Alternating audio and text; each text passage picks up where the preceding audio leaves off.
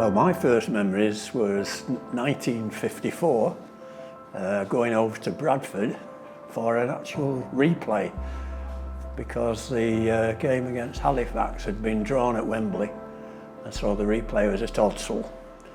And in 1954, there was no M62 motorway, and it was a long journey across the Pennines, and more than that, there was over 100 coaches going from Warrington because the World and his wife were going from Warrington. Warrington was closed down that day, I'm sure, and it took that long for us to get to the ground. And I remember scrambling up this slope amongst all these supporters, thousands of supporters, and just getting behind two mates of mine, stood on a brick to get myself up so that I could see over the crowd, and just seeing the far touchline and the corner flag and Jerry Helm scoring the try, and that was it. That was the end. That was the end of the match, and it was 8-4 to Warrington. So it was a very good day, but a very long day, and a bit frustrating day as well. Yeah, my memory's a bit less glorious than that. I think my first Challenge Cup memory is 2001 semi-final.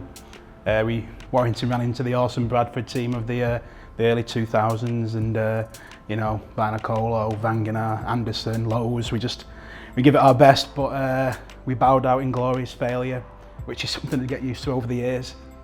My very first memories of the Challenge Cup were when I was younger, maybe 8-9 years old, going to watch Wigan at the time play when I think they were coming to the end of their 8 years where they won it back to back. But I was a Wigan fan, went with my parents and all my family just to watch the game at Wembley, at the old Wembley it was. I'm not supposed to say you're a Wigan fan.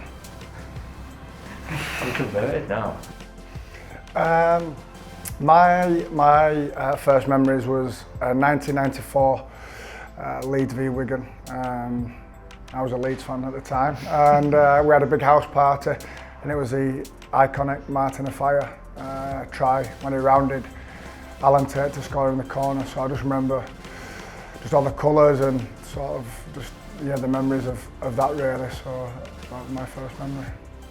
My first memory of the Challenge Cup was probably the early 90s, and actually it wasn't a visual memory, it was more of a kind of a sound memory, and it was that of Ray French and his commentary on the BBC. The passion, the enthusiasm really kind of got me into the game, and I remember sitting down with my granddad and watching the early 90s games, and that for me was the key thing that got me really into rugby league. My sort of first main memory and sort of best experience of the Challenge Cup was in 1990.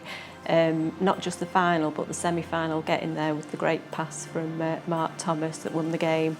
And then after waiting for all those years to actually be going to Wembley in 1990.